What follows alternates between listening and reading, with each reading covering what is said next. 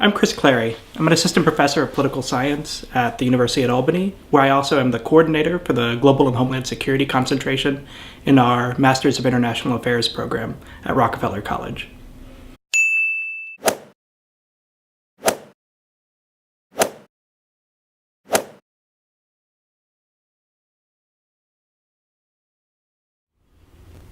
Students that come to the Global and Homeland Security concentration are trying to understand the problems that persist in today's dangerous world.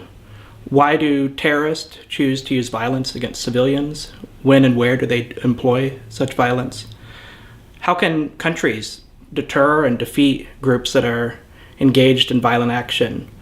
Why do some states pursue nuclear weapons or chemical and biological weapons that can cause mass harms to civilians and to U.S. interests?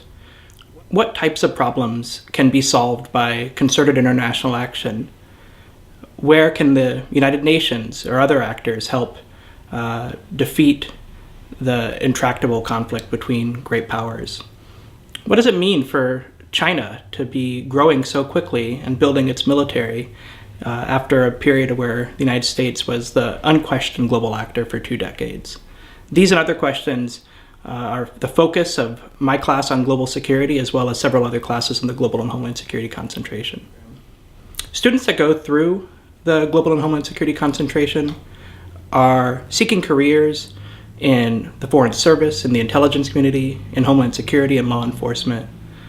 They're able to uniquely draw upon the resources we have here at the University at Albany, where we're plugged in directly to the New York State Homeland Security apparatus and provide hands-on training, both with New York expertise, but also with expertise in Washington, D.C. and elsewhere.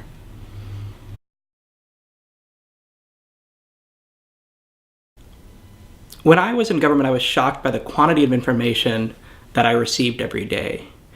And while government jobs are good at preparing those individuals to work on the affairs of the moment, they are not good at equipping individuals in those jobs to understand the context that surrounds the information they receive.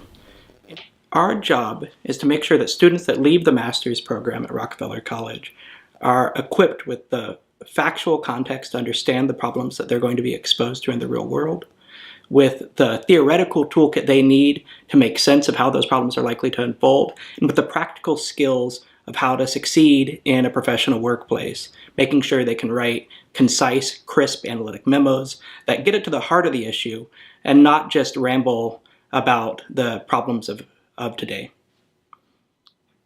For better or worse, as someone that teaches on problems of international security in today's world, it's not hard to convince the students that it's relevant. In the age of Trump, in an age of terrorism, the news headlines every week speak to the important issues that our classes discuss. We're back again in an escalating drone war over Pakistan, where daily we're striking at terrorists in the western part of that country.